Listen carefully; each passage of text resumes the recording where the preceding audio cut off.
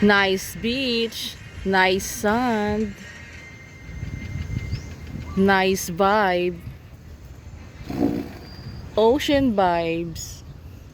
And welcome to Kota Beach, here in Santa Fe, Bantayan Island Resort. Hi, sobrang init. Nakakatamad po maglakad sa shore. Kaya, just video-video na lang muna guys. Ang init talaga. Dito lang kami muna. Ang init din kasi mag-ano eh.